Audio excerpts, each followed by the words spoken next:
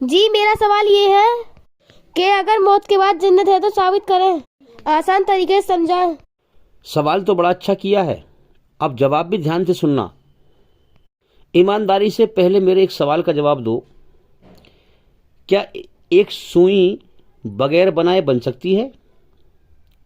क्या कहती है तुम्हारी अकल कि एक सुई भी क्या बगैर बनाए बन सकती है?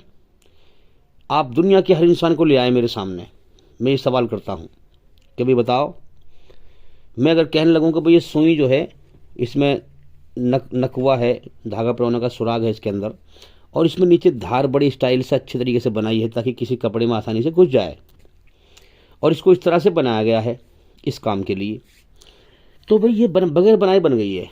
सुई एक छोटी चीज़ है, तो वो छोटी चीज़ से मिसाल दे रहा हूँ मैं आपको, चीज़ तो बहुत सारी हैं। और तो लोग कहेंगे आप पागल हैं।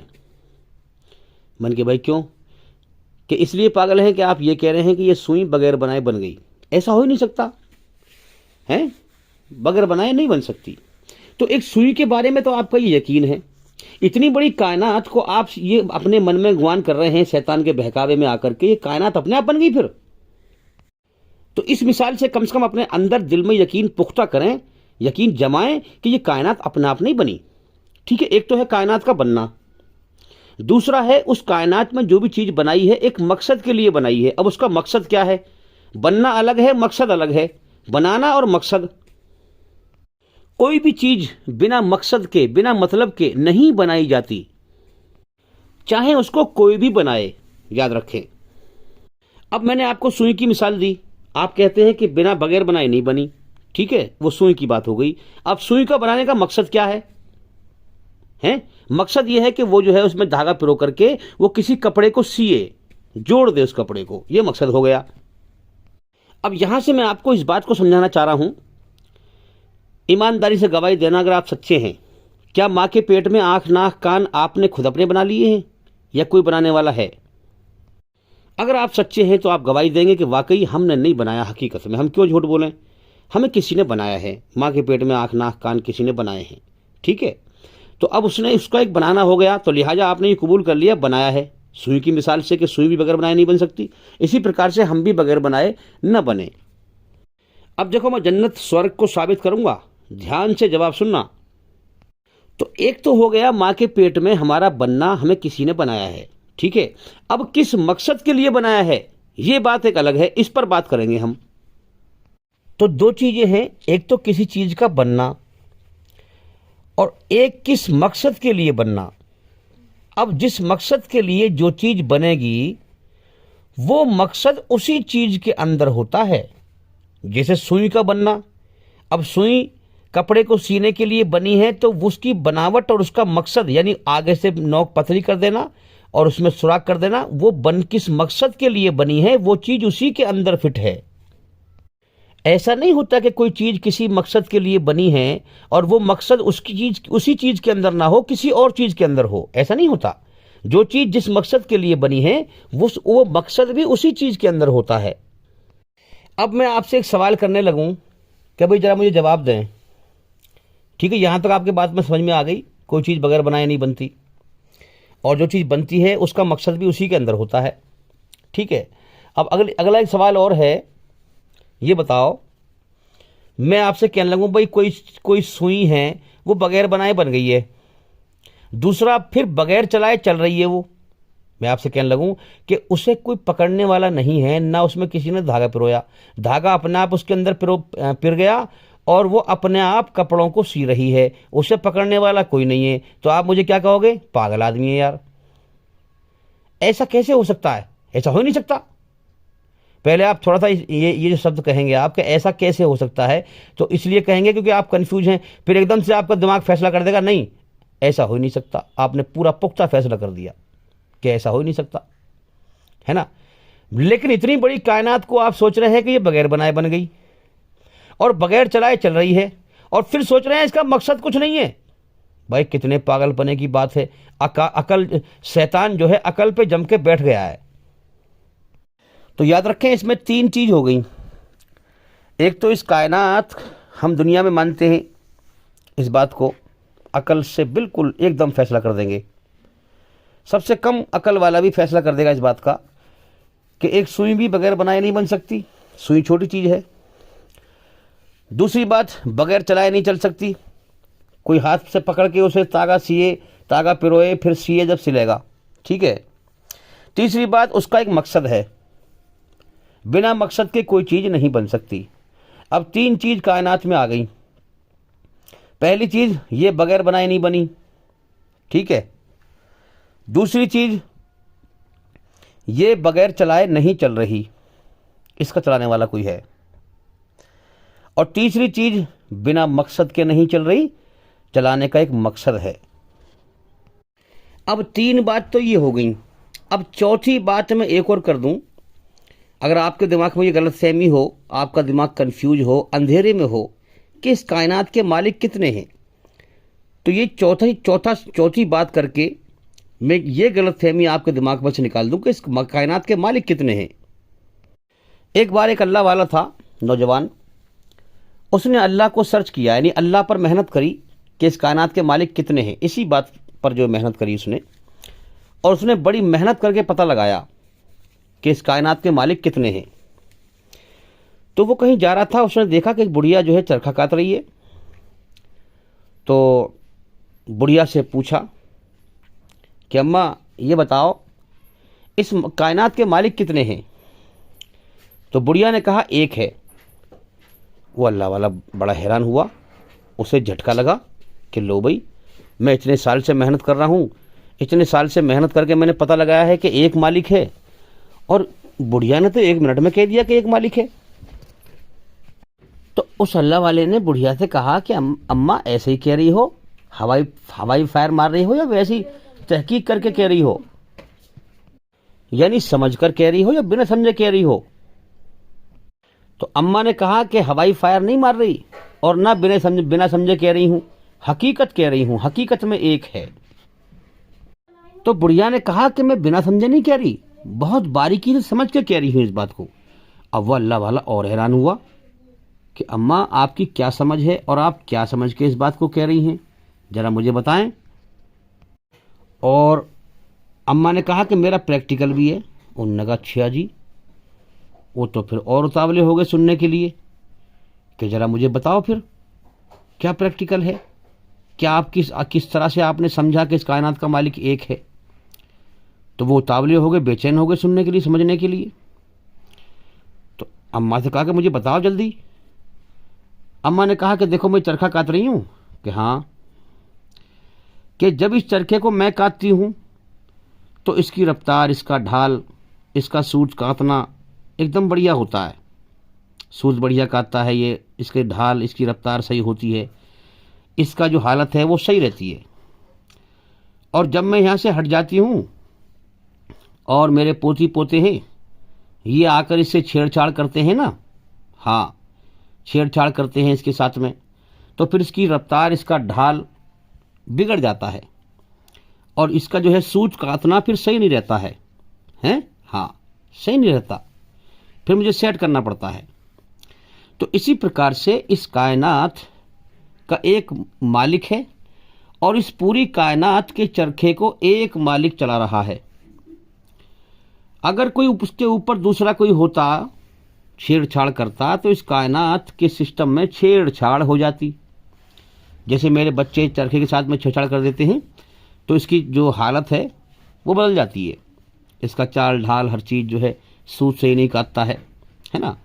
तो अगर इस कायनात का मालिक एक ही है और उससे बड़ा कोई नहीं है, उसके साथ, इस कायनात के साथ कोई छेड़छाड़ नहीं कर पाता उसके सिवा, वो अकेला ही इस कायनात के चरखे को चलाता रहता है। और इसीलिए इस कायनात में हर चीज़ बड़े हिसाब से चलती रहती है, किसी चीज़ में कोई गड़बड़ी नहीं होती है। दिन निकलता रहता है, रात होती रहती है, सूरज निकलता रहता है, हवा चलती रहती है।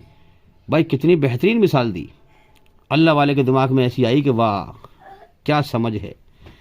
तो मेरे भाई, किसी चीज़ को कोई चीज़ मेहनत करके मिलती है, याद रखें, किसी भी इंसान को कोई चीज़ अल्लाह ताला मेहनत से देता है। और किसी इंसान को जो है उसकी दिल की नीयत अल्लाह को पाने की कैसी है, उसको जो है किसी बात में समझ दे देता है, किसी बात से भी समझा देता है उसको। तो कितनी बढ़िया मिसाल दी कि अल्लाह से बड़ा कोई नहीं है, उसके मुकाबले का कोई नहीं है ना, उससे टकराने वाला कोई नहीं है। तो एक ही मालिक है और इस पूरी कायनात के चरखे को वही चला रहा है। अगर कोई उससे बड़ा होता, ताकतवर होता, है ना, या फिर वो कहीं हटता या इस कायनात से गाफिल होता, लापरवाह होता, जैसे मैं हट जाती हूँ चरखे पे से किसी काम के लिए, तो वो लापरवाह होता या हटता इस कायनात को चलाने से, तो इस कायनात में खराबी हो जाती, खराबी होने लगती फिर, है ना। कोई छेड़छाड़ कर देता तो खराबी होने लगती। तो ये सबूत है कि इस कायनात का मालिक एक ही है और इस पूरी कायनात के चरखे को वही चला रहा है और उससे कोई बड़ा भी नहीं है। ये भी देखो, ये भी सबूत साबित हो गया कि उससे कोई बड़ा भी नहीं है। हाँ, तो इस बात से आपकी जो अकल है सुलझ गई होगी कि कायनात का मालिक एक है, अनेक नहीं है और उससे बड़ा भी कोई नहीं है। इसी मालिक को कुरान कहता है अल्लाह, और कुरान कहता है अल्हम्दुलिल्लाहि रब्बिल आलमीन, सब तारीफ़ें उसी अल्लाह के लिए हैं जो इस कायनात के चरखे को चला रहा है, हैं, और सबका मालिक है और सबको पाल रहा है। तो ये अजान जो लग रही है, लगती हैं, ये उसी मालिक को का बुलावा है दुनिया के हर इंसान के लिए कि आ जाओ, मैंने तुमको पैदा किया है, आ जाओ कामयाबी की तरफ, हाँ आ जाओ फलाह की तरफ, कामयाबी की तरफ आ जाओ। मैंने तुम्हें अपनी इबादत के लिए पैदा किया है, अपनी भक्ति के लिए पैदा किया है, मेरे सामने सर झुकाओ, मुझे राजी करो और मैं तुम्हें कामयाब कर दूंगा। अल्लाह अकबर का मतलब क्या है? अजान का पहला बोल है अल्लाह अकबर। अल्लाह सबसे बड़ा है जो इस कायनात के चरखे को चला रहा है, उससे बड़ा कोई नहीं है जो इस कायनात में छेड़छाड़ करे। शैतान के झूठे गुमान, मकरू फरेब से बाहर निकलो और हकीकत को पहचानो। अल्लाह ही सबसे बड़ा है, वही पूजा के लायक है, वही इबादत के लायक है। अब आप समझ रहे हैं मेरी बात को? कितना दलील देकर पुख्तगी के साथ सच को समझाने की कोशिश कर रहा हूं मैं, है ना। अब आप समझें कि ये पूरी सच्चाई मैं बारीकी से समझाऊं और इंसान समझ भी ले कि हकीकत है ये बात, ठीक है, उसके बाद भी वो इस्लाम का इनकार करे। बात समझे? तो यहाँ पर क्या होता है कि अल्लाह ताला जो डरने वाले होते हैं अल्लाह से, जिनको हकीकत में ईमान उनके दिल को मिल जाता है, ठीक है, अल्लाह ताला सच्चाई उनको दिखा देता है, अकल को भी और दिल में भी ईमान दाखिल हो जाता है। अब इसके बाद चूंकि इंसान की फितरत है, इंसान की रचना में है कि इंसान देखकर और अच्छा फिर उसे यकीन आता है, ठीक है। बिन देखेगा तो ईमान है। देखो भाई, अल्लाह को देखा नहीं, अल्लाह को अकल से पहचान कर उसको एक मानना, है ना। अल्लाह को के कानून हमने जो है अकल से समझ कर ठीक तरह से रचना के आधार पर, है ना, समझ कर फिर उस पर चलना, सच पर, झूठ से बचना, है ना। ये सब जो है क्या है, समझ करके अकल के द्वारा, रचना के द्वारा, ये तमाम चीज़ों के द्वारा फिर सच को पहचानना, फिर उस पर जमना। जब इंसान जम जाता है तो फिर दिल में ईमान दाखिल हो जाता है, अकल भी रोशनी में आ जाती है। लेकिन फिर भी क्या होता है कि जो लोग ना मानने वाले हैं, घमंडी हैं, घमंडियों के आगे पर्दा पड़ा हुआ है, उनके कानों में सिखल पैदा कर दिया अल्लाह ने, आंखों पर पर्दा गिर दिया है। अंधे गूंगे बहरे हैं जो रचना के खिलाफ चलते हैं, जो रचना के आधार पर ईश्वर का सही रास्ता नहीं पहचानते। समझ में आ रही बात? आंख तो रखते हैं वो, आंख तो है उनके पास, मगर जीवन के मकसद से और हकीकत से अंधे हैं। वो दूसरे के मरने को देख रहे हैं, अपनी मौत को भुलाए फिर रहे हैं। इस तरह से गूंगे हैं, जबान रखकर सच बात को नहीं बोलते, रचना के खिलाफ चलते हैं। बहरे हैं, कान रखकर सच बात को नहीं सुनते। समझ में आ रही है? मुर्दा हैं, दिल रखकर सच बात को नहीं मानते। तो जो अल्लाह के इनकारी हैं, बेखौफ होकर जीवन के समय को बर्बाद कर रहे हैं और गलत धर्म पे चल रहे हैं, गलत आस्थाएं उन्होंने बना रखी हैं, तो वो क्या करते हैं कि वो सच को जानकर भी नहीं मानते, ठीक है, और वो अपने रचना के खिलाफ शैतानी धर्म पर, शैतानी आस्था पर चलते रहते हैं। ये हमेशा की बात है, देखो आज की बात नहीं है, ऐसे ही लोग करते हुए आए हैं। तो अब जो ईमान वाला होता है वो उससे खूब बहस करने के बाद में वो सच्चाई के द्वारा बहस करता है ना, ईश्वर के सच्चे धर्म की, और उसको समझाता है, और वो उसके बावजूद भी अपने फलसफे पर चलता रहता है।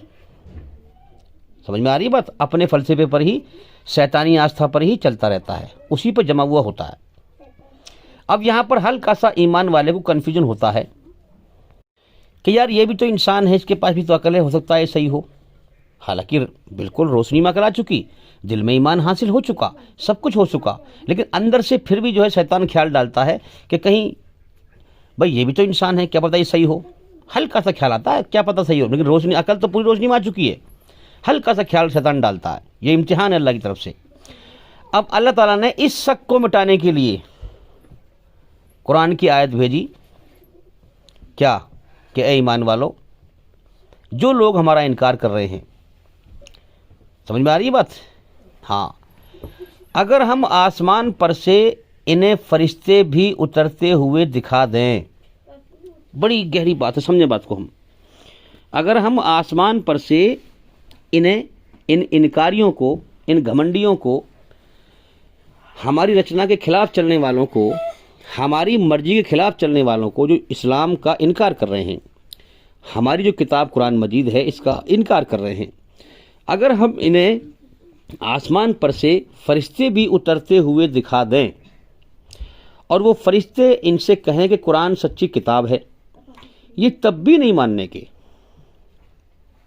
बात समझें, इसको मैंने अपने हिसाब से कहा है बात को, कि ये जब भी नहीं मानने के। कितनी गहरी बात है, यानी इतने अंधे हो चुके हैं ये लोग, अल्लाह से, अपने बनाने वाले से इतना बेखौफ, इतना निडर, इतने लापरवाह, इतने बेपरवाह और इस कदर मुर्दा हो चुके हैं कि अगर हमें इनकी आंखों से इन्हें आसमान पर से फरिश्ते भी उतरते हुए दिखा दें और वो फरिश्ते इनसे कहें कि कुरान सच्ची किताब है, ये जब भी नहीं मानने के, ये तब भी ईमान नहीं लाएंगे।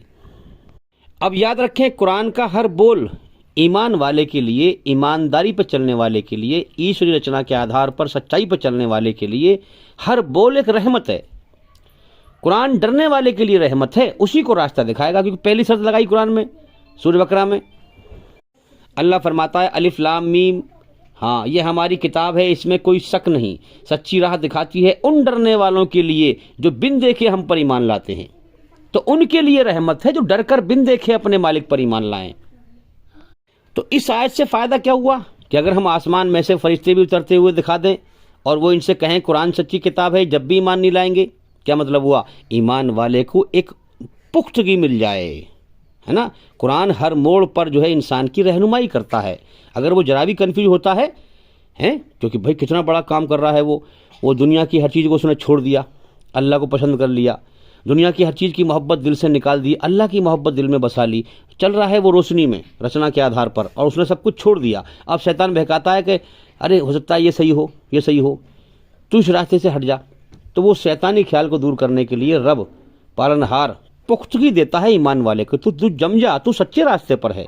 ये तो अंधे हो चुके हैं, ये तो मुर्दे हो चुके हैं, ये तो बहरे और गूंगे अंधे हो चुके हैं कि अगर हम इन्हें आसमान पे से इन्हें हम फरिश्ते भी उतरते हुए दिखा दें और फरिश्ते ये कहें कुरान सच्ची किताब है, ये जब भी ईमान नहीं लाएंगे। तू सच्चे रास्ते पर है और ये अंधेरे में डूबे हुए हैं।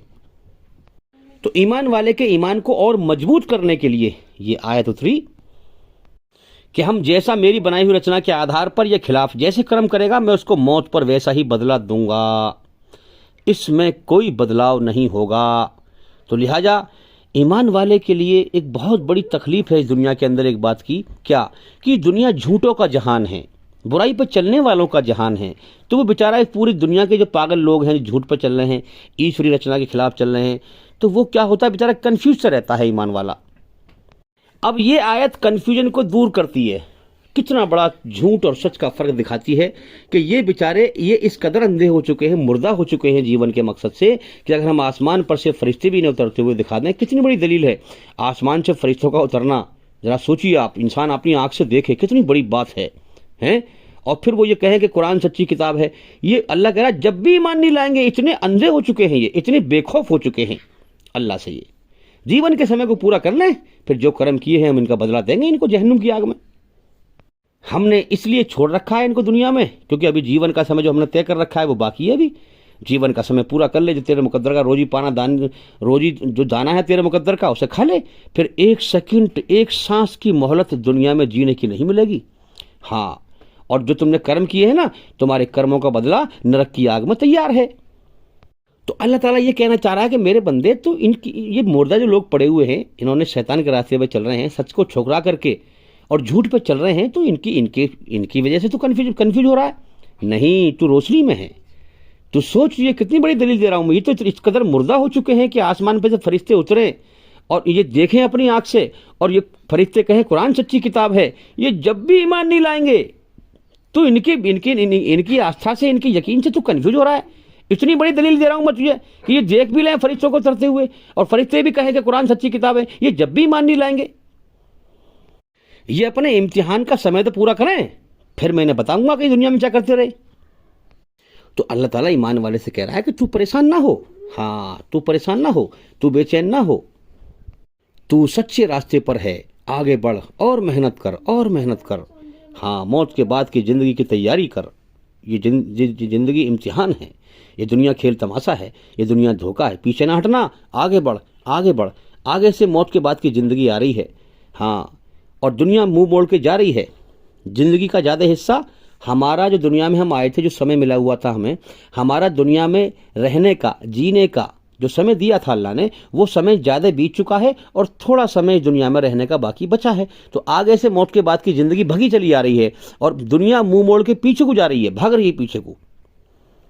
अब आगे वही मिलेगा जो तुमने इस इम्तिहान के जहान में, कर्म करने के जहान में तुमने कर्म किए हैं, उसी का बदला मिलेगा मौत के बाद।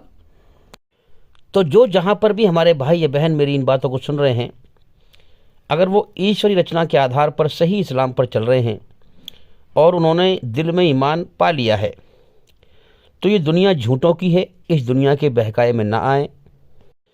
तुम सच्चे रास्ते पर हो, सच्चाई पर और मजबूती से जम जाओ।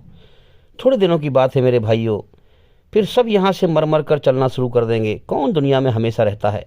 जो अल्लाह को राज़ी कर गया वो मौत के बाद कामयाब है, और जो इस दुनिया में अपनी मनमानी करता रहा वो मौत के बाद नाकाम है। बेशक अल्लाह ताला सच्चे को अच्छा बदला देगा और झूठे को जो है उसके कर्मों का बुरा बदला देगा। अल्लाह ताला कुरान में कहता है कि सच्चों को उनकी सच्चाई ही फ़ायदा देगी। मेरी रचना के आधार पर जो मैंने जीवन जीने का इंसान को जो है रास्ता दिखाया है सच्चाई का, कि सच्चाई पर चल, बुराई से बच, तो सच्चों को उनकी सच्चाई ही फ़ायदा देगी। और मेरी रचना के खिलाफ झूठ और बुराई पर चलने वालों को उनकी बुराई उनके लिए बवाल बन जाएगी। मेरे भाइयों, मरने की देर है। कुरान कहता है कि मरने के बाद जैसे इंसान ने कर्म किए हैं, हम उसके साथ में वैसा ही बर्तावा शुरू कर देंगे। असल में संसार के सच्चे मालिक अल्लाह ईश्वर ने नरक बनाई ही उन लोगों के लिए है जो अल्लाह से बेखौफ हो करके इस जीवन के समय को मनमानी से जिए, अल्लाह की मर्जी पे ना आए। जिसने जीवन दिया है, जिस मकसद के लिए जीवन दिया है, उस मकसद को पूरा ना करें, मनमानी करके, हाँ, और अल्लाह की रचना के खिलाफ चल के और मर जाएं। तो मैं ईमानदार लोगों से, जो रचना के आधार पर चलने वाले हैं, उनसे कहूँगा कि आप कन्फ्यूज ना हो, अपने आप को और सच्चाई पर जमा लें। आप सही रास्ते पर हैं, सही धर्म पर हैं। अब आइए, अब हम सवाल के जवाब की तरफ चलते हैं। ध्यान से सुनें। अब सवाल ये था कि अगर मौत के बाद जन्नत है, स्वर्ग है, तो साबित करके दिखाएं, बताएं। तो भी मैं बताऊंगा आपको। देखो, अब जो मैं बात करने जा रहा हूं, उन बातों को ध्यान से सुने। तुम जो दुनिया में ये जिंदगी जी रहे हो ना, इस जिंदगी की बुनियाद ही मालूम है काय पे रखी हुई है? इस जिंदगी की बुनियाद काय पे रखी हुई है पता है? इस जिंदगी की बुनियाद ही जन्नत पर रखी हुई है, स्वर्ग पर रखी हुई है। अब तुम कहोगे भाई कैसे, जरा समझाओ। तो समझ लो, ईमानदारी से बताओ। जितने भी इंसान दुनिया में घूम रहे हैं, मैं ईमान वाले की बात नहीं कर रहा हूँ, ईमान वाले बहुत कम हैं, ईमानदार सच्चे लोग। और सबसे बड़ा ईमान वाला, सबसे बड़ा ईमानदार सच्चा इंसान वो है जो दिल अल्लाह के हवाले कर दे, दुनिया की हर चीज़ को नापसंद करके अल्लाह को पसंद कर ले, और उसके अंदर सिर्फ जीने की चाहत क्या रह जाए, दुनिया में जीने की चाहत ख़त्म हो जाए उसकी, और सिर्फ जीने की चाहत एक ही रह जाए कि अल्लाह को राज़ी करना। वो ईमान वाला है। मैं आम पब्लिक की बात कर रहा हूँ। ये जितने भी घूम रहे हैं, मुझे बताएं ईमानदारी से, क्या इनके अंदर हमेशा जीने की चाहत नहीं है? हैं? कोई इंसान मरना नहीं चाहता। ये दुनिया के इंसान सारे हमेशा जीना चाहते हैं, मगर दुनिया में नहीं जिएंगे, यहाँ मरना पड़ेगा। तो हमेशा अब दुनिया का सिस्टम देखें, दुनिया तो मौत का घर है ना भाई, हैं? तो ये हमेशा जीने की चाहत, हमेशा जीना है जन्नत में, स्वर्ग में, तो उसको अल्लाह ने बुनियाद बनाकर ये ज़िंदगी दी है। इस ज़िंदगी की बुनियाद जन्नत पर है। हमेशा जीने की चाहत जन्नत की है, और वहाँ इंसान हमेशा जिएगा, वहाँ वो नहीं मरेगा, मौत नहीं आएगी उसे, याद रखें। इसी को मैं कहता हूँ कि ईश्वर ने इंसान की रचना में, हाँ, इस ज़िंदगी की जो बुनियाद है वो जन्नत पर रखी है, स्वर्ग पर रखी है, कि इंसान हमेशा जीना चाहता है, हैं? ये जन्नत की चाहते हैं, मगर ये दुनिया मौत का घर है, यहाँ उसे मरना पड़ेगा। समझ में आ रही है बात? हाँ। तो हमेशा जिंदा इंसान कहाँ रह सकता है? सिर्फ जन्नत में। उसी की चाहत इस ज़िंदगी में भर दी है। और हर इंसान की अलग अलग चाहते हैं, याद रखें। अकेली जान है हर इंसान, सबके कर्म अपने अपने साथ हैं, सबके अंगूठे के निशान सबके अलग अलग हैं, सबकी नाक नक्श में अलग अलग फ़र्क है। हर आत्मा अकेली है, मरने के बाद कोई किसी का जिम्मेदार नहीं होगा, जिसने जो किया है उसे भरना पड़ेगा। तो अल्लाह ईश्वर ने सबको अलग अलग जीने की चाहते दी हैं, जन्नत की चाहते दी हैं। इंसान हमेशा जीना चाहता है, हैं? हाँ। इंसान मौत को पसंद नहीं करता। हाँ। तो अब हम यहाँ से आगे बात बढ़ाएंगे कि इंसान जिन चीज़ों को, पहले तो बढ़ दी जीने की चाहत है ना, हमेशा सुख भोगने की चाहत कहाँ की है? जन्नत की, मगर यहाँ दुख मिलते हैं। हमेशा के सुख कहाँ पर है? जन्नत में। तो जन्नत को ही इस जिंदगी की बुनियाद बनाया गया है। तुम कहाँ भटक रहे हो भाई? तुम जन्नत का इनकार कर रहे हो, स्वर्ग का इनकार कर रहे हो, हैं? तुम जो यहाँ दुनिया में भागे फिर रहे हो कि मुझे कामयाबी मिल जाए, मैं सबसे ऊंचा हो जाऊं, मेरे पास सबसे ज़्यादा माल दौलत हो, मुझे सुख ही सुख मिले, दुख ना मिले, मैं हमेशा जिंदा रहूं। अरे मेरे भाई, यही तो जन्नत की इच्छा है। किधर घूम रहे हो तुम? अपने मन में डूब कर पा जा सुरागे जिंदगी। अब आप जरा इस बात पर गौर करें कि ये हमेशा जन्नत की जो चाहत है जीने की, इस जिंदगी की बुनियाद है। जन्नत में जीने की चाहत इस जिंदगी की बुनियाद रखी है कि इंसान दुनिया में हमेशा जीना चाहता है, मौत को पसंद नहीं करता, और हमेशा का साथ चाहता है। जो भी मिले हमेशा का साथ मिले, साथ छूटे ना, हमेशा का संग मिले। पति पत्नी का संग हो, किसी का भी संग हो, संग छूटे ना। इसीलिए आप देखते हैं जब किसी का साथ छूटता है, संग टूटता है, तो लोग कितने रोते हैं, कितने रोते हैं। रोना लोगों का किसी के मरने पर रोना, ये दलील है कि वो मौत को पसंद नहीं करते। तो जन्नत में मौत है ही नहीं, समझ ले हम। जन्नत की इच्छा है इंसान के अंदर, ये जन्नत में इंसान को मौत ही नहीं है। जन्नत मौत से पवित्र है। तो जन्नत की जीने की हमेशा की चाहत भर के जो चीज इंसान को नापसंद है, वो अल्लाह ने इस दुनिया में सिस्टम बनाया। फिर याद रखें, मौत इंसान को नापसंद है तो इसके लिए मौत का सिस्टम बनाया। क्यों? ताकि सच पर गौर करे, मैंने जीवन क्यों दिया है, मैं तेरा मालिक हूं, तेरे ना चाहने के बावजूद तुझे मौत देके उठाऊंगा, ताकि तू सच पे गौर करे। तू अपने आप को बिना मालिक के आजाद ना समझ। हाँ, ये भी जन्नत की इच्छा है मेरे भाइयों। जब अल्लाह राजी हो जाएगा तो अपने बंदों से कहेगा, जाओ मैं तुमसे अब राजी हो गया, कभी नाराज ना होऊंगा, हैं? जब अल्लाह ताला ईमान वालों से जब राजी हो जाएगा तो जन्नत में यह ऐलान करेगा, मेरे बंदो जाओ, मैं तुमसे राजी हो गया, अब मैं तुमसे कभी नाराज ना होऊंगा। ईमान वालों के लिए, जन्नत वालों के लिए ये सबसे बड़ी खुशी की बात होगी, सबसे बड़ी कामयाबी की बात होगी। अब जो लोग यहाँ पर अल्लाह को मालिक नहीं समझते, बिना मालिक के बेखौफ होकर आज़ादी से ज़िंदगी जी रहे हैं, हाँ, इसी प्रकार से अल्लाह फरमाएगा कि मेरे बंदो, दुनिया में मेरी बादशाहत में तुम कैद थे, दुनिया के कैद खाने में, है ना, 2 कैद खाने, एक शरीर का और एक दुनिया का। तो मैं दुख भेजता, तुम रोक नहीं सकते, ये मेरी बादशाहत थी, इस बादशाहत में तुम कैद थे, है ना। मैं मौत भेजता तुम रोक नहीं सकते, तकलीफ भेजता तुम रोक नहीं सकते, बुढ़ापा भेजता तुम रोक नहीं सकते, बीमारी भेजता तुम रोक नहीं सकते थे। अब मैं तुम्हें अपनी इन तमाम बादशाहतों से, अपनी कानून से, हैं, हाँ, अपनी बादशाहत से तुम्हें आज़ाद करता हूँ। जाओ, हमेशा की ज़िंदगी होगी, मौत नहीं, हमेशा के सुख होंगे, दुख नहीं, हमेशा की सेहत होगी, बीमारी नहीं, हमेशा की जवानी होगी, बुढ़ापा नहीं। अब जाओ, तुम मनमानी का जीवन जियो। हाँ, दुनिया में भी तुम्हारे मन को मैंने आज़ाद किया था, या तो मेरी मर्जी में, या तो मन की मर्जी पूरी कर ले, मेरी मर्जी पूरी कर ले। तो तुम दुनिया में अपने मन की मर्जी पूरी करके ना आए तो तुम उस इम्तिहान में पास हुए। तुमने मेरी दी हुई अकल से सच और झूठ को पहचाना, कायनात के सच और झूठ के पहलू पर गौर किया, और तुमने मेरी पहचान की, तुमने मुझे पा लिया।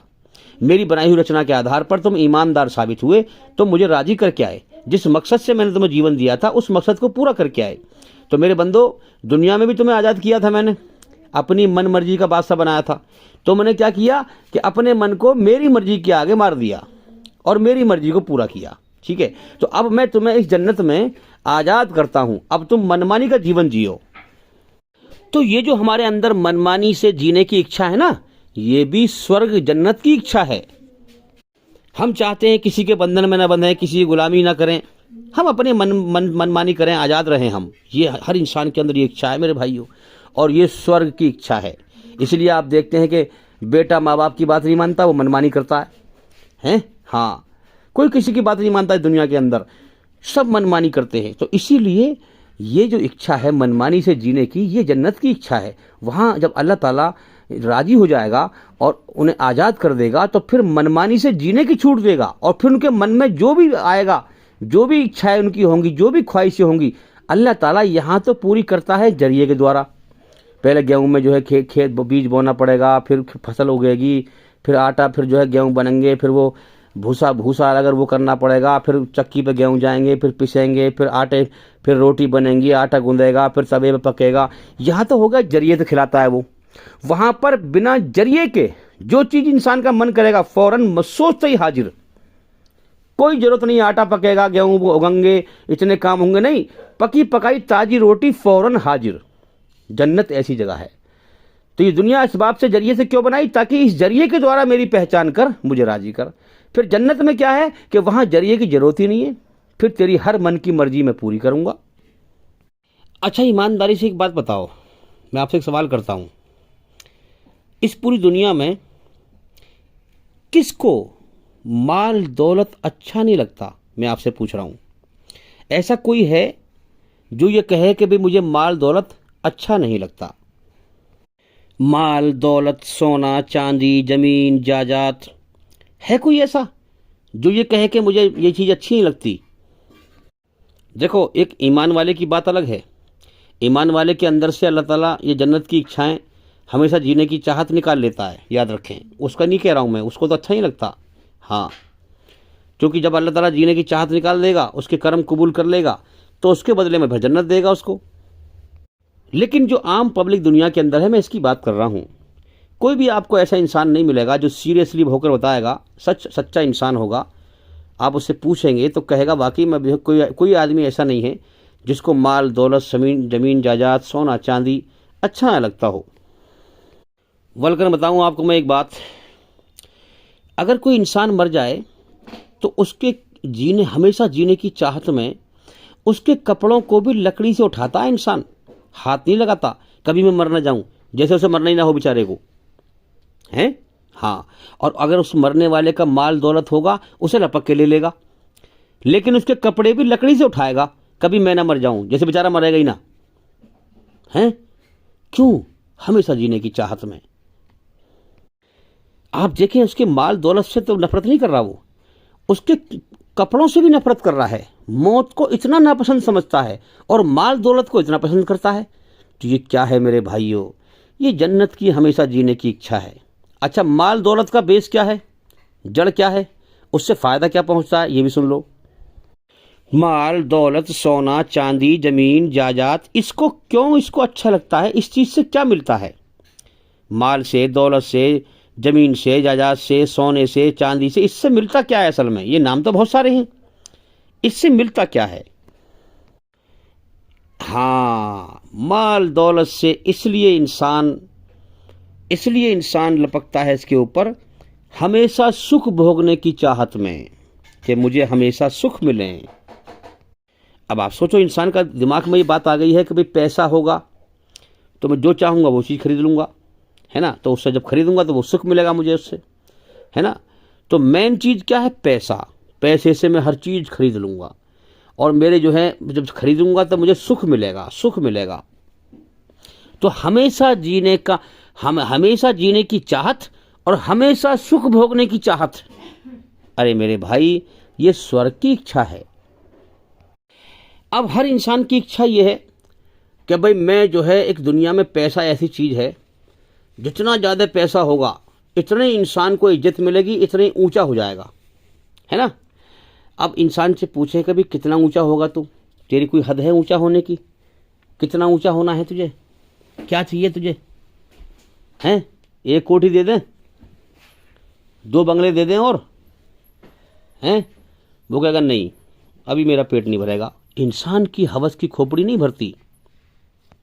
उससे पूछो कि भाई हिंदुस्तान को तेरे नाम कर दें, हैं, यानी हिंदुस्तान की बादशाह तुझे दे दें, उसका फिर भी पेट नहीं भरेगा। तो भाई एक देश और दे दें तुझे, फिर उसे भी तेरा नाम कर दें, उसकी बादशाह तुझे मिल जाएगी, जो हिंदुस्तान में है और दूसरे देश में सब कुछ तेरा बन जाएगा, फिर भी पेट नहीं भरेगा।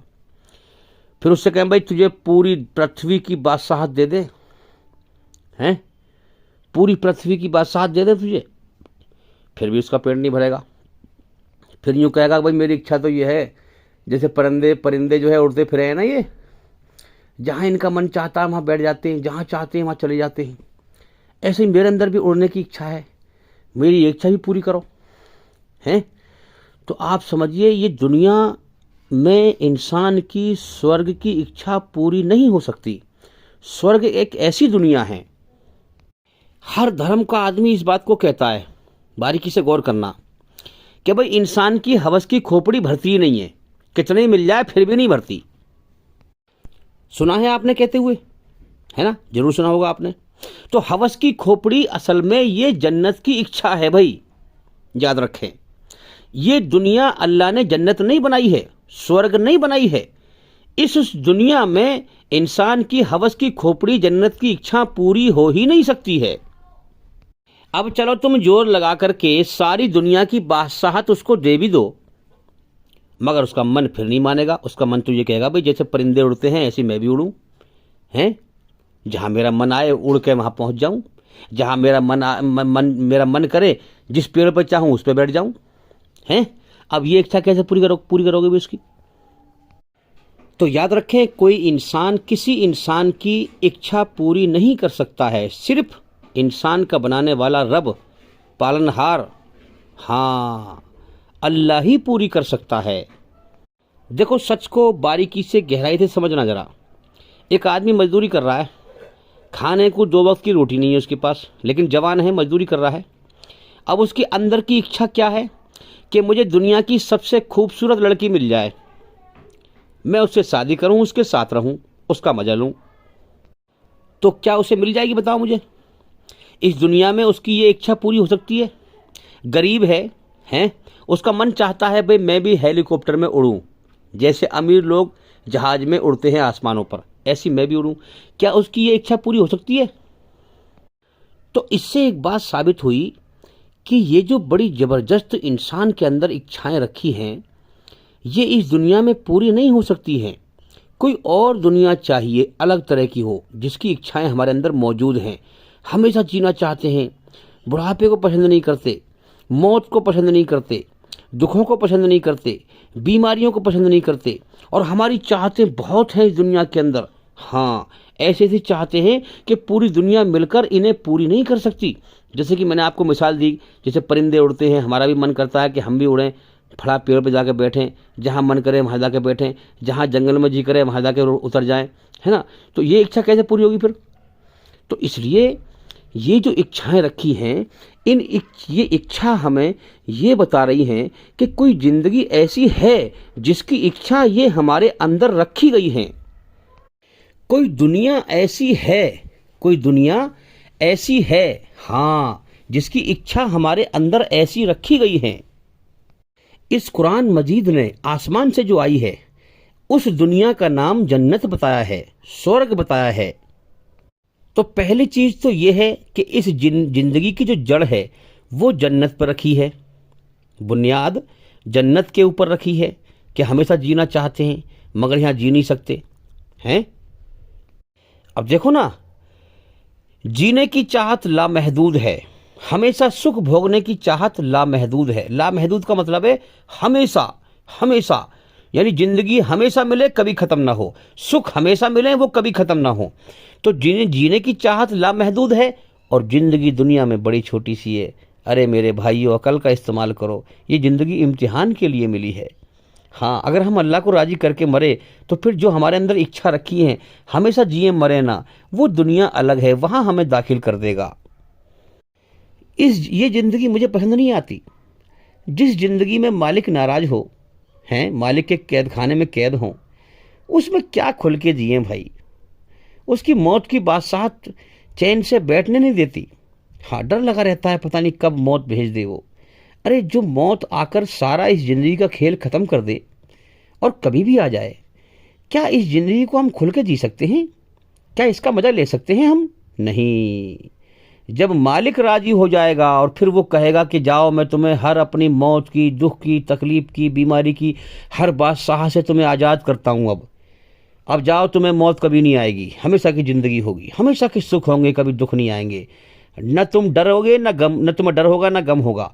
तो मेरे भाइयों, उस वक्त फिर खुल के जीने में मज़ा आएगा। फिर वो ज़िंदगी जन्नत की है, मालिक राजी हो जाएगा तब ज़िंदगी जीने में मज़ा आएगा। इस दुनिया में अल्लाह की डर और गम की बादशाहत में हर वक्त कैद रहते हैं हम। हर वक्त जो है, हाँ मेरे भाइयों, दिमाग टेंशन में रहता है।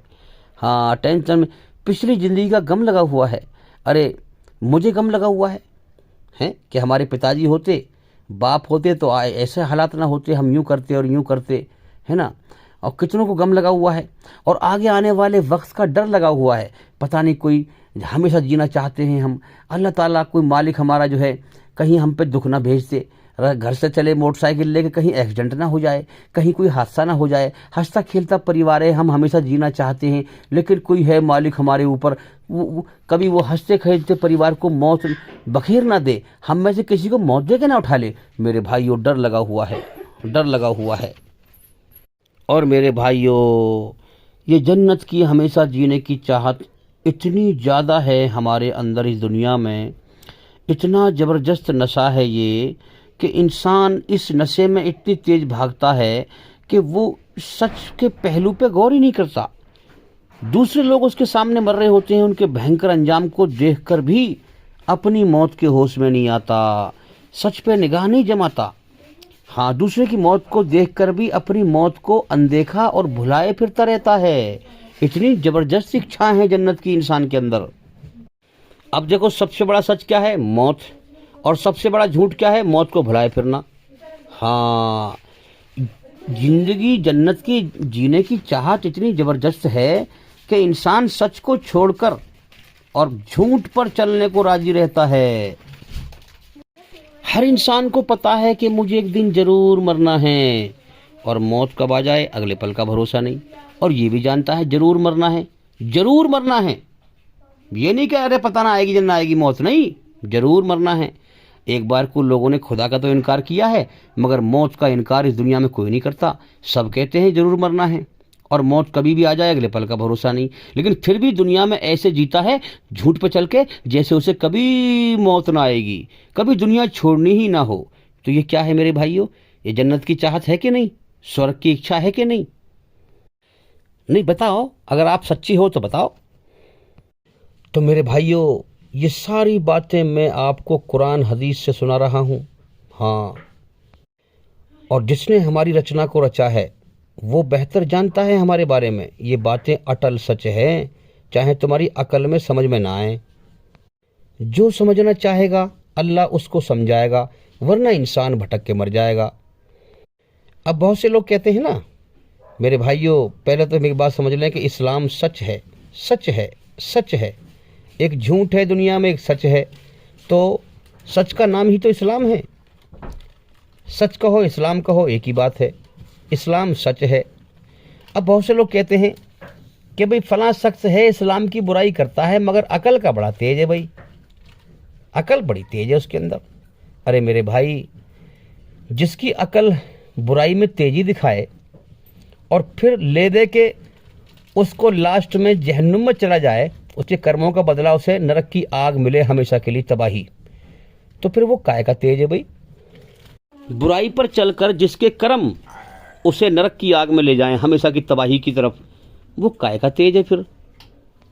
तेज तो वो है जो इस दुनिया में दिए गए जीवन के समय का पता लगा ले कि मुझे किसने जीवन दिया है, क्यों दिया है, सही मकसद क्या है, मालिक का पता लगा ले, मौत के बाद की ज़िंदगी का पता लगा ले। हाँ, और मौत के बाद फिर वो जहन्नुम से बच जाए और स्वर्ग में चला जाए, वो है असल में तेज, वो है अक्लमंद, वो है होशियार। तो पैसा, माल, दौलत, ज़मीन, जायदाद, सोना, चांदी, इन सब के पीछे इसलिए लोग भागते हैं क्योंकि इनसे सुख प्राप्त होने का इंसान को वो लगता है कि मुझे सुख प्राप्त होगा इससे। तो इंसान के अंदर हमेशा सुख भोगने की इच्छा है, हमेशा जीने की इच्छा है, और बुढ़ापे को इंसान पसंद नहीं करता। बूढ़े बूढ़े लोग काले काले बाल कराकर अपने बुढ़ापे को छुपाते हैं, आप देखें दुनिया में, देखें आँख खोलकर। हाँ, तो इंसान बीमारियों को पसंद नहीं करता। ये तो मजबूरी के तहत इंसान मजबूर है ना। अल्लाह ने कहा अल्लाहु समद, सब मेरे सामने बेबस है, मोहताज है, मैं किसी के सामने बेबस नहीं, मोहताज नहीं। तो उसके सामने सब बेबस हैं।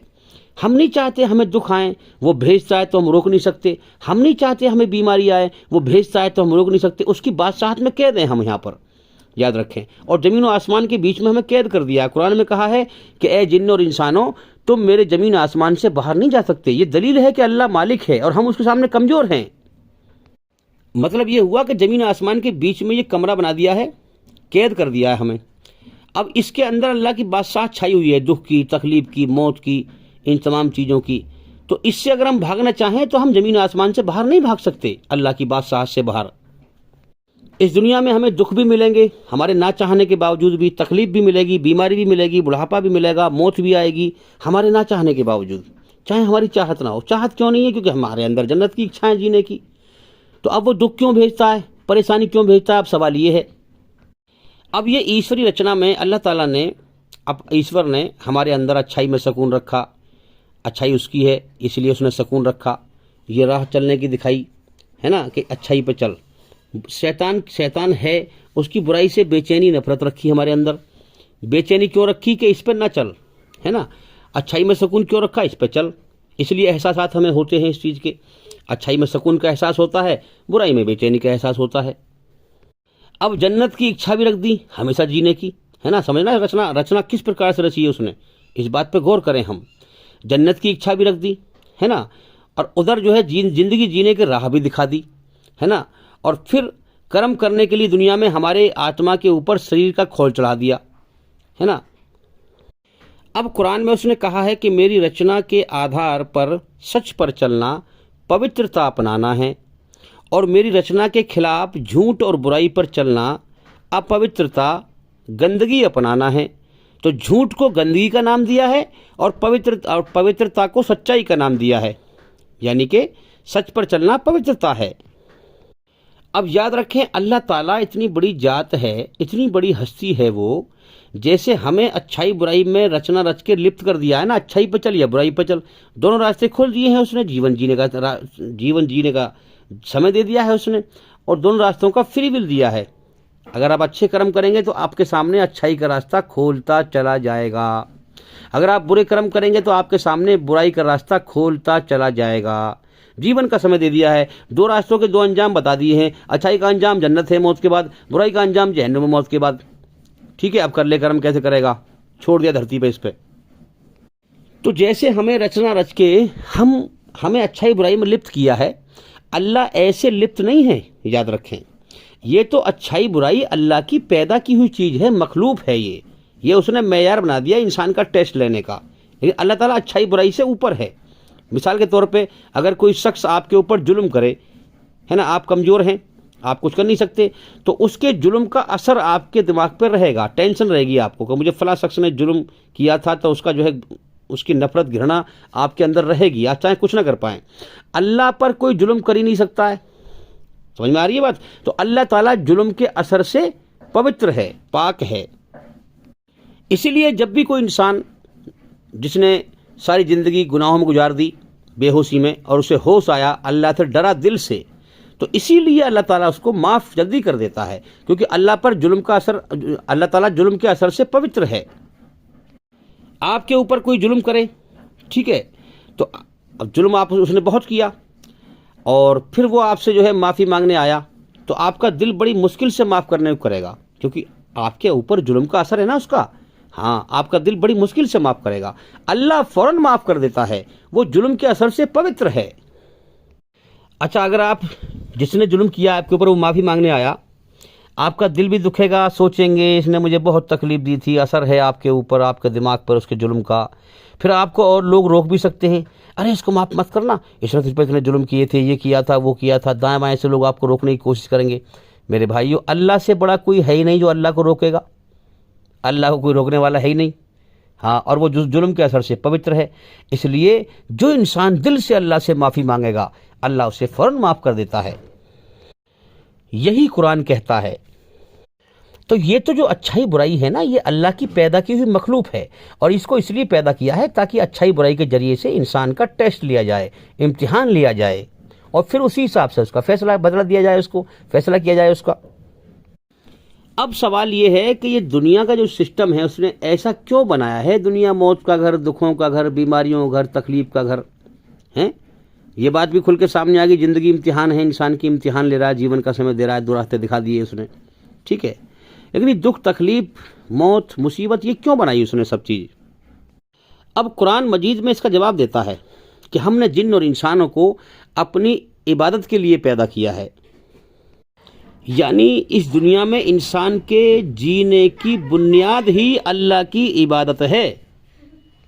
ये जो हम यहाँ दुनिया में जिंदा है ना, हाँ, क्यों? इसका मकसद क्या है? मेन जड़ क्या है? ताकि हम अल्लाह की इबादत करें, जिसने हमें अपने लिए बनाया है। उसे राजी कर लेंगे तो जो हम दुनिया में दौड़ लगा रहे हैं जन्नत की इच्छाएं पूरी करने की, फिर वो राजी होने के बाद हमारी उन इच्छाओं को पूरी करेगा उस दुनिया में जिसकी इच्छाएं हमारे अंदर उसने रखी हैं। जन्नत की दुनिया में पूरी करेगा, हाँ, उन इच्छाओं को जो इच्छा इस दुनिया में उसने हमारे अंदर रखी है। जो हमारे अंदर इच्छा रखी है वो दुनिया उसने वैसी ही बनाई है। हम नहीं चाहते मौत आए, वहाँ मौत नहीं आएगी हमें। हम नहीं चाहते दुख आए, हमेशा के सुख हों, वहाँ दुख नहीं होंगे, हमेशा के सुख होंगे।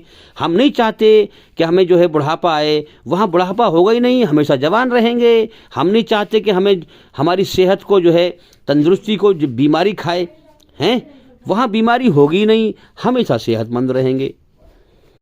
अब ये जो चाहत है ना, ये इतनी अंधी भरदी है इंसान के अंदर कि सच को भी दुनिया में भुलाए रखता है। मौत आनी है, अपनी मौत को भुलाए रखता है। हाँ, तो अब इसमें क्या है? जैसे बच्चे के गलत काम करने पर माँ थप्पड़ मारती है, ईमानदारी से बताओ, बच्चे के फायदे के लिए ही तो थप्पड़ मारती है माँ। भाई, माँ जो थप्पड़ मार रही है बच्चे के, वो उसके फायदे के लिए ही तो मार रही है, हैं? बाकी तो बच्चे से मोहब्बत करती है, तो उसके फायदे के लिए मार रही है कि मेरा बच्चा गलत काम ना करे, इसे गलत चीजों की आदत ना पड़ जाए, हैं? इसलिए उसके फायदे के लिए मार रही है।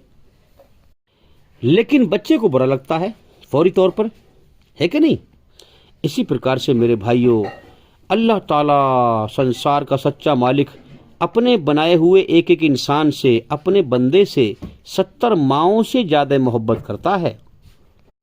तो इसी तरह से अल्लाह ताला ने हर बंदे को अपनी इबादत के लिए पैदा किया है, अपने लिए बनाया है, ताकि मेरी बनाई हुई रचना के आधार पर मेरी बिन देखे पहचान करे, मुझसे डरे, मेरी मर्जी पे चले, सच पे चले, झूठ पे ना चले, अच्छाई पर चले, हैं? हाँ, इस कायनात की हकीकत पर गौर करे, जीवन की हकीकत पर गौर करे कि मेरी मौत कभी भी आ सकती है।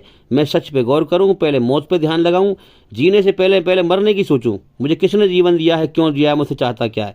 मगर इंसान जब इस सच को, सबसे बड़े सच को नज़रअंदाज करके हमेशा जीने की चाहत में दौड़ लगाता है, तो फिर अल्लाह उसके दुख का थप्पड़ मारता है, दुख भेजता है उसके ऊपर। अल्लाह कहता है मेरे बंदे तुझे मैंने अपनी इबादत के लिए पैदा किया है, जन्नत ऊपर है, जन्नत की इच्छाएं मैंने तेरे अंदर रखी हैं, तो लिहाजा मौत के बाद की ज़िंदगी की तैयारी कर। जन्नत की इस कूड़े कबाड़े की दुनिया में, इस गारे मिट्टी की दुनिया में जन्नत की इच्छा पूरी मत करे। हाँ, मैंने तुझे अपने लिए बनाया है, लिहाजा मेरी पहचान कर। हाँ, मेरी कुरान में सबसे पहला संदेश क्या आया? इकरा।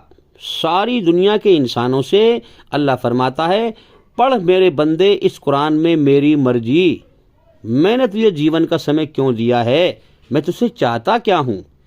अगर तूने सब कुछ पढ़ा, मेरी मर्जी ना पढ़ी, तो तेरा जीवन नाकाम है। अगर तूने मेरी मर्जी पढ़ ली, मुझे राजी कर लिया मेरी बनाई हुई रचना के आधार पर, तो तेरा जीवन कामयाब है। तो अब क्या मतलब है कि इसमें पढ़कर बिन देखे मेरी पहचान कर, इस कुरान का ज्ञान हासिल कर, इसमें मेरी मर्जी को समझ, बिन देखे मेरी पहचान कर, मौत के बाद की ज़िंदगी को समझ। हाँ, और उसकी तैयारी कर।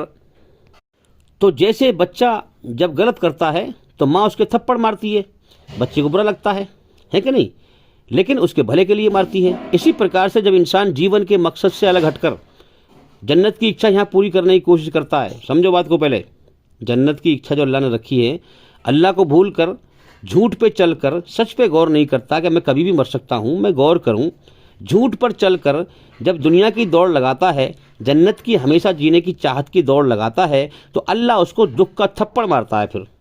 मगर अल्लाह की तरफ से वो होता भले ही है, इंसान समझता है बुरा, अरे दुख मिल गया, रोता है, तकलीफ होती है, लेकिन अल्लाह करता है उसका भला। जैसे माना थप्पड़ मारा उसके भले के लिए, ऐसे अल्लाह थप्पड़ मारता है दुख का, कभी बीमारी का, कभी मुसीबत का, कभी एक्सीडेंट का, कभी हादसे का, कभी मौत का। ये अल्लाह के थप्पड़ हैं। किस लिए? कि जीवन के असल मकसद पे गौर कर, सच पे गौर कर। मैं तुझे कामयाब कर दूंगा, शैतान का शिकार ना बन, शैतान का साथी ना बन, वरना वो नरक की आग में तुझे ले जाएगा। तो मेरे भाइयों, जन्नत का असली जीवन देने के लिए अल्लाह ने ये नकली जीवन दे दिया है इंसान को इम्तिहान लेने के लिए। ये ज़िंदगी नकली है, असली ज़िंदगी जन्नत की है। जो अल्लाह को राज़ी कर जाए वो असली जीवन का हकदार बन जाएगा। अब इंसान हमेशा जीने की चाहत में जब दुनिया में सुख की तरफ भागता है, सच को नज़रअंदाज करके, हाँ, झूठ पर चल कर कि हमेशा के सुख मुझे मिल जाएं, जब इंसान ये जो जन्नत की इच्छा है हमेशा सुख भोगने की, जब हमेशा सुख भोगने की तरफ भागता है, तो अल्लाह ताला जो है दुख का थप्पड़ मारता है, फिर बीमारियों का थप्पड़ मारता है। फिर क्यों मारता है? ताकि इंसान जीवन के असली मकसद पर गौर करे, इस कायनात के सच के पहलू पर गौर करे, अपने जीवन के सच के पहलू पर गौर करे। तो इंसान अल्लाह के भेजे हुए दुख, तकलीफ, बीमारी, बुढ़ापे को जो है, मौत को जो है बुरा समझता है, लेकिन अल्लाह की तरफ से वो रहमत होता है, ताकि मेरा बंदा सच पे गौर करे तो मैं इसको जहन्नुम से बचा लूँ और जन्नत में दाखिल कर दूँ। और जब अल्लाह ताला ने इंसानों की अकलों को पैदा किया था तो ये सवाल किया था कि ए अकल, दुनिया के हर इंसान की अकल से, कि ए अकल, अगर संसार में इम्तिहान के जहान में जाकर तूने सही इस्तेमाल किया, तूने मेरी दी हुई अकल को मेरे लिए लगाया, तो मैं तेरी अकल को सही जीवन का मकसद समझा दूंगा। और अगर तूने मेरी तरफ ध्यान न लगाया, जन्नत की इच्छाएं दुनिया में पूरी करने की कोशिश करी, तो मैं तेरी अकल को खराब कर दूंगा। अब आप जरा गौर करें कि जो इंसान, जिसकी अकल अल्लाह की तरफ ना लगी, जीवन के सही मकसद की तरफ ना लगी, और वो जन्नत की इच्छाएं यहाँ पूरी करने में लगा हुआ है, जीवन के मकसद से हटा हुआ है, आप अक्सर उसकी अकल खराब देखेंगे।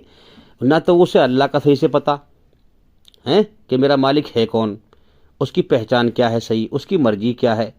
अब वो दुनिया बटोरने में लगा हुआ है, उसकी अकल आपको खराब मिलेगी।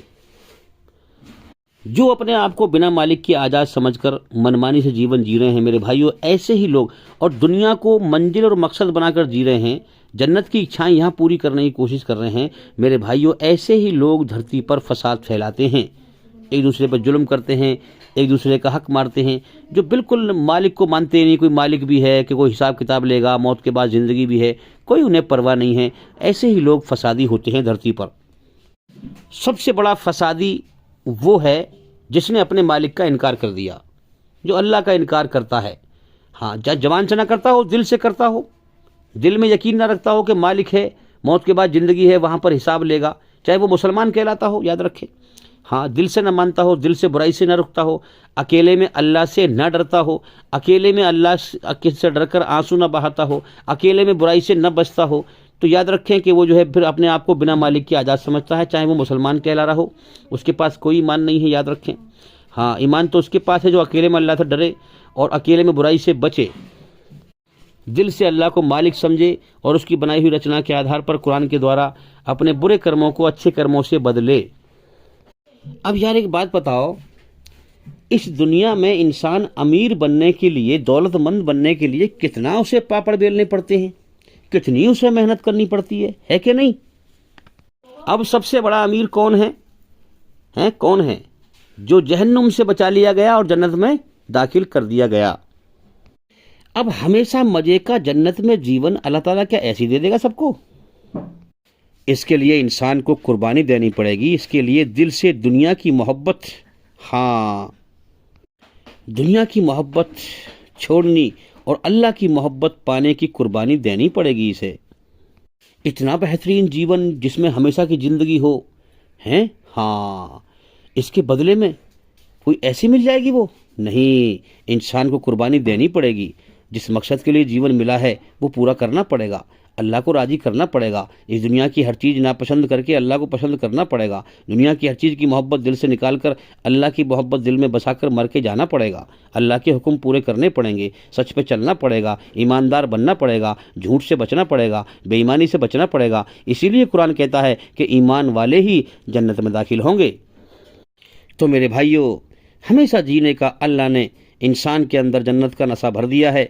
हाँ, इसलिए दूसरे की मौत को देखकर भी अपनी मौत को अनदेखा करता है और भुलाए फिरता है, अपनी मौत से बेहोश और बेखबर रहता है।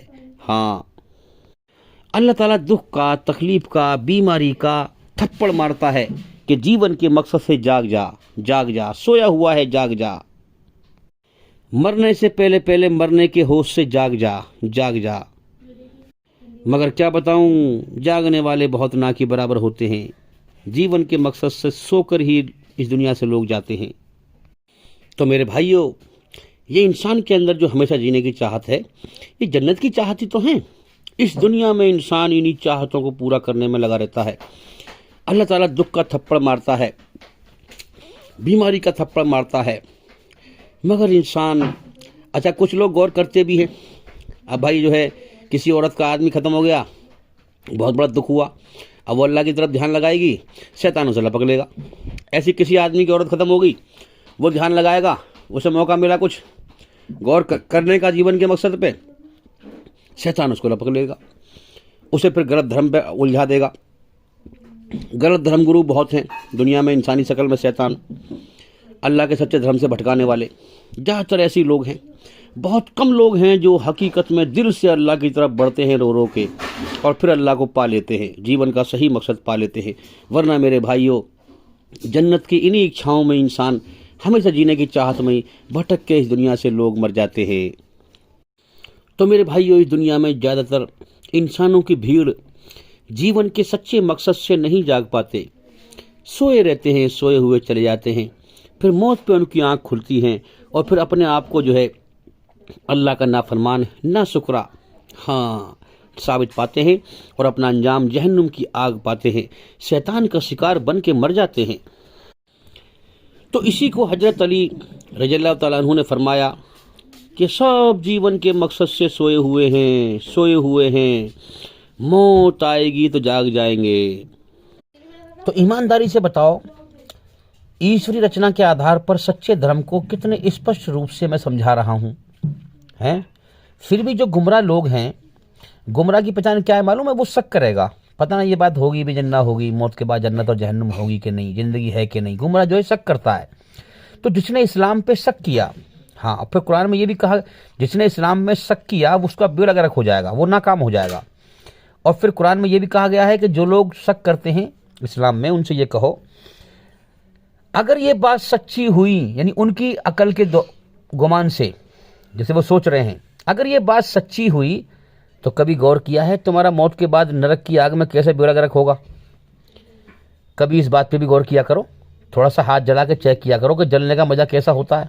दुख कैसा होता है, हैं? दुनिया की आग से 70 गुना तेज है नरक की आग। तो कभी तो अकेले में लेटकर बैठकर कभी गौर किया कर, अगर ये इस्लाम की बात सच्ची हुई तो मौत के बाद क्या बनेगा नरक की आग में। यानी मेरे भाइयों, शैतान ने इतना गुमराह कर दिया है, इतना भटका दिया है कि ईश्वरी रचना इतनी बिगाड़ ली है इंसान ने अपने अंदर, शैतान के कहने पर, कि वो सच्चे धर्म को इंसान समझ नहीं पाता, गुमराह रहता है, पता नहीं सही भी है कि नहीं है। ईमान वाला जो रचना के आधार पर सच्चे धर्म पर चलेगा, उसका दिल ठुक जाता है, मानो उसने रोशनी देख ली, और रोशनी देख लेता है वो ईश्वर की। उसके दिल की आंख को, अकल की आंख को अल्लाह ताला रोशनी में ले आता है, उसको हकीकत दिखा देता है, वो गुमराह नहीं होता। वो दुनिया ही में जान लेता है कि मौत के बाद, हाँ मैंने दुनिया में अल्लाह को राजी किया है, मेहनत की है, वो मेरे साथ मरने के बाद अच्छा बर्तावा करेगा। अल्लाह ताला किसी भी इंसान को जन्नत में अंधेरे में दाखिल नहीं करेगा। उसको भी पता है मैं दुनिया से अल्लाह को राजी करके जा रहा हूँ तो अल्लाह ताला अच्छा बर्तावा करेगा, मेरे साथ जन्नत में दाखिल करेगा, उसको उम्मीद होती है अल्लाह पे। और बुरे इंसान को जहन्नुम में अंधेरे में नहीं डालेगा, वो नरक की आग में अंधेरे में नहीं गिरेगा। बुरे इंसान को भी पता है कि मैं अपने मालिक का नाफरमान बन के मर रहा हूँ, बिना मालिक के आज़ाद समझकर अपने जीवन को मनमानी से गुजार के मर रहा हूँ। मैंने अपने मन को राजी किया है, अपने रब को राजी नहीं किया, अपने मालिक को राजी नहीं किया, अपने पालनहार को राजी नहीं किया, तो मरने के बाद जो है मेरे साथ क्या अंजाम होगा, हाँ उसको भी पता है। मेरे भाइयों, अल्लाह को मालिक पहचानो, वो मालिक है, उसे राजी करने को दुनिया में हम आए हैं। देखो ना, अल्लाह के मालिक होने की ये बहुत बड़ी निशानी है कि इंसान को अल्लाह ने ये भी पता नहीं दिया कि मैं तुझे मौत देकर कब उठाऊंगा। इंसान को खुद पता नहीं है मैं दुनिया में कब तक हूँ। तो ये भी अल्लाह के मालिक होने की बहुत बड़ी निशानी है कि इंसान की जान उसके कब्जे में है। इतने बड़े सच को मत ठुकराओ, मारे जाओगे, वरना नरक की आग बड़ी खतरनाक है, हमेशा नाकामी का जीवन है वो। तुम्हारे ना चाहने के बावजूद तुम्हें दुनिया से मौत देके उठा लेगा। मालिक है, उसकी बादशाहत हमारे ऊपर छाई हुई है। मेरे भाइयों, इस दुनिया की जिंदगी के पीछे ना पड़ें इसके पीछे। जन्नत की इच्छाएं यहाँ पूरी ना करें, अल्लाह को राजी करने पे लग जाएं। अब देखो ना, ये सर इंसान की जड़ है। जैसे मैंने बताया था आपको, पेड़ की जड़ मैन होती है, फुलक मैन नहीं होती। फुलक पे से ऊपर से टहनी काट दोगे फिर उग जाएगा, और जड़ से उखाड़ दोगे तो फिर नहीं उग पाएगा। इसी प्रकार से इंसान का जो सर है सर, ये जड़ है इंसान की। इंसान की एक टांग काट दो जी लेगा, दोनों काट दो फिर भी जी लेगा, हाथ काट दो फिर भी जी लेगा, सर काट दोगे तो नहीं जी पाएगा। तो सर इंसान की जड़ है ना, ये सर इंसान की जड़ है। इस जड़ में अल्लाह ने टेंशन की दीमक लगा दी है इस दुनिया में। क्या लगा दी है? टेंशन की दीमक। इस जिंदगी में एक पल को भी सुकून नहीं है। अगर तुम इस जीवन के सच्चाई के होश में आ जाओ तो इस बात को समझ जाओगे। ये तुम्हें नशा है, तुम्हें समझ में नहीं आ रही ये बात। तो मेरे भाइयों, जीवन के असल मकसद से हटकर इंसान नादान बच्चों की तरह दुनिया के धोखे के पीछे भाग भाग कर थक जाता है।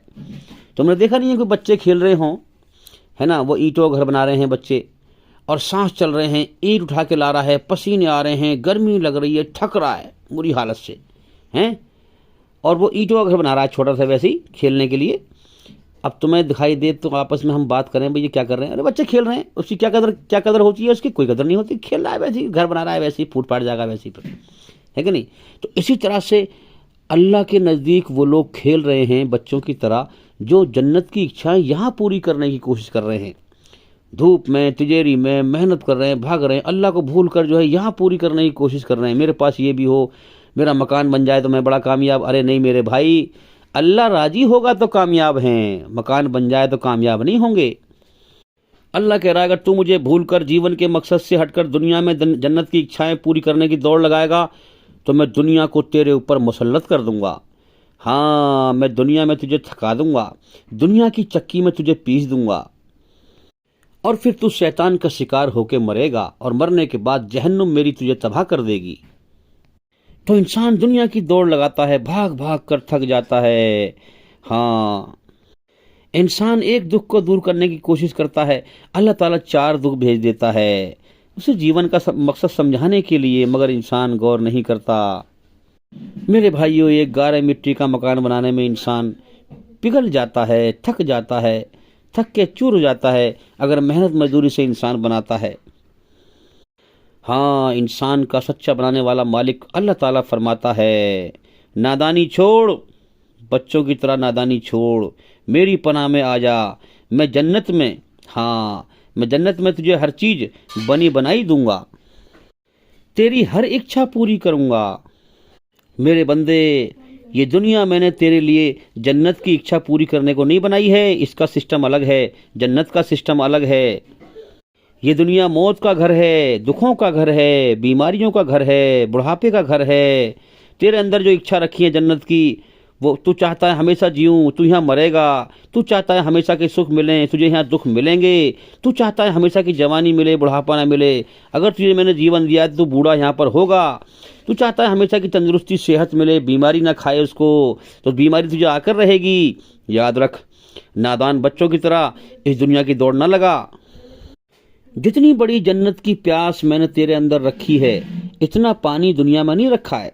याद रख, तो प्यास ज्यादा है, पानी थोड़ा है, तो प्यास पूरी बुझ नहीं सकती। हमेशा जीने की चाहत हमेशा की है, और जिंदगी बड़ी छोटी सी दी है मैंने तुझे, हैं, सुख भोगने की जो इच्छा है वो हमेशा की है, और जिंदगी बड़ी छोटी सी दी है मैंने तुझे। तो सोच कि प्यास ज्यादा है और पानी यहाँ कम है, तो लिहाजा हाँ, जहां की प्यास रखी है वहीं तुझे तेरी प्यास बुझेगी। तो मेरे बंदे, जन्नत की, स्वर्ग की इच्छा दुनिया में पूरी न कर, वरना तू हार कर, थक कर, रींज रींज कर प्यासा ही मर जाएगा इस दुनिया में, और तेरी प्यास न बुझेगी। शैतान तुझे भटका के मार देगा। मेरे भाइयों, अपने अंदर बारीकी से गौर करो। हर बुरा ख्याल इंसान को जीवन के मकसद से हटाने के लिए आता है, इंसान को बर्बाद करने के लिए शैतान की तरफ से आता है। हमारे अंदर, मन के अंदर हर बुरा जो ख्याल आता है वो शैतान की तरफ से आता है, और जीवन के सही मकसद से भटकाने के लिए आता है, और इंसान को बर्बाद करने के लिए आता है। तो मेरे भाइयों, अगर तुम मन के बुरे ख्याल यानी शैतानी ख्याल पर चलोगे, हाँ, तो जीवन की परीक्षा में फेल हो जाओगे। याद रखना, इसलिए बुरे ख्याल को दबा दो, उस पर ना चलो। हाँ, और अच्छे ख्याल जो आते हैं वो अल्लाह की तरफ से आते हैं। हर अच्छा ख्याल अल्लाह की तरफ से आता है। बुरे ख्याल को दबाकर अच्छे ख्यालों पर चलोगे तो जीवन की परीक्षा में पास हो जाओगे। अच्छे बुरे ख्याल, ये अल्लाह ने इंसान के अंदर जिंदगी की हार जीत का बेस रखा है मेरे भाइयों। तो मेरे भाइयों, शैतान के बहुत बड़े बड़े फंदे हैं। शैतान के फंदे से बचने के लिए अल्लाह को रो रो के पुकारें। अल्लाह को सबसे ज़्यादा तौहीद पसंद है, शिर्क नापसंद है, एक ईश्वरवाद पसंद है। उसकी सही से पहचान करें, शिर्क से बचें, तो अल्लाह अपने करीब करेगा। हाँ, और अल्लाह को ऐसे पुकारा करो कि ए मेरे शिर्क से पाक परवरदिगार, तो मुझे माफ़ कर दे। तो अल्लाह ताला बहुत खुश होता है। अल्लाह को कहो कि ए मेरे शिर्क से पाक परवरदिगार, तो मुझे माफ़ कर दे। बेशक वो शिर्क से पाक है, और जो उसे तौहीद के द्वारा, एक ईश्वरवाद के द्वारा उसे पुकारता है, अल्लाह उसकी पुकार को सुनता है और खुश होता है। अब देखो ना, मैं अल्लाह को जो है रो रो के पुकारता हूँ, मेरे रब ने मुझे तौबा की तौफीक ऐसी दी है, यानी माफ़ी मांगने की तौफीक उसने वही देता है, इंसान के अपने बस में नहीं है। तो मेरे रब ने मुझे तौबा की तौफीक ऐसी दी है कि मुझे अपने अंदर शैतानी बारीक जो ख्याल आते हैं, बारीक ख्यालों का पता ही नहीं चलता है, पता ही नहीं चलता। अल्लाह ताला मेरे दिल से माफ़ी मंगवाता रहता है।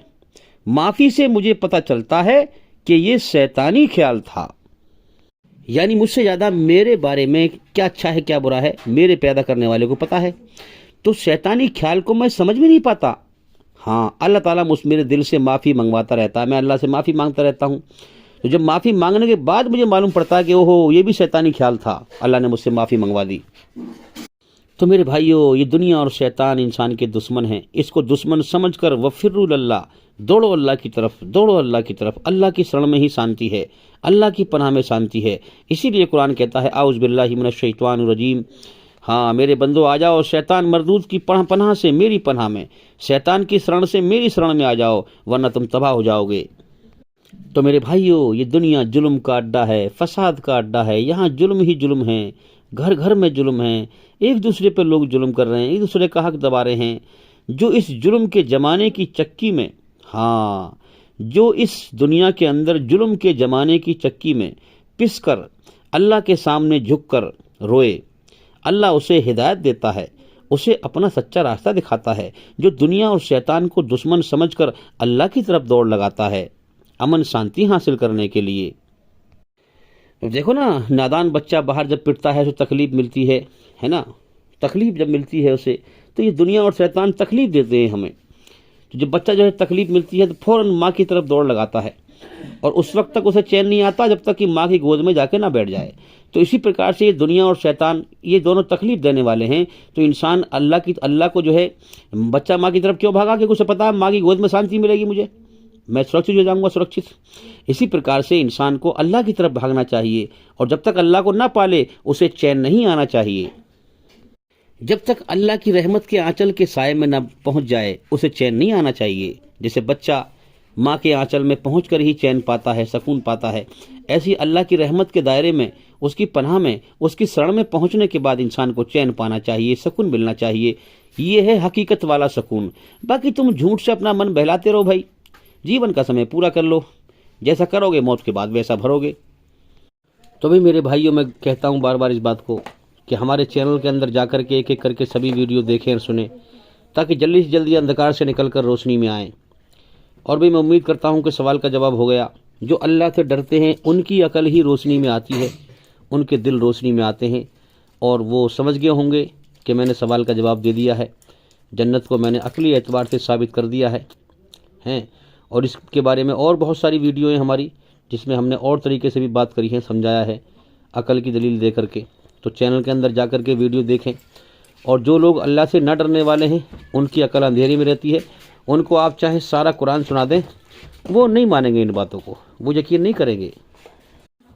तो अच्छी बातें उनके समझ में भी नहीं आएंगी। हाँ, जिन्होंने अपने अंदर अल्लाह की रचना को बिगाड़ लिया है, उन्हें अच्छी बातें समझ में भी नहीं आएंगी, जिन्होंने अपने अंदर की इंसानियत मार ली है। तो मेरे भाइयों, मैं उम्मीद करता हूं कि सवाल का जवाब हो गया। और भाई इंशाअल्लाह अल्लाह ने चाहा, ईश्वर ने चाहा, अगर ज़िंदगी रही तो फिर मुलाकात होगी। अस्सलामु अलैकुम वरहमतुल्लाहि वबरकातुहू। आप सभी सुनने वालों पर अल्लाह ताला की सलामती हो, रहमत हो, ईश्वर की कृपा हो, दया हो।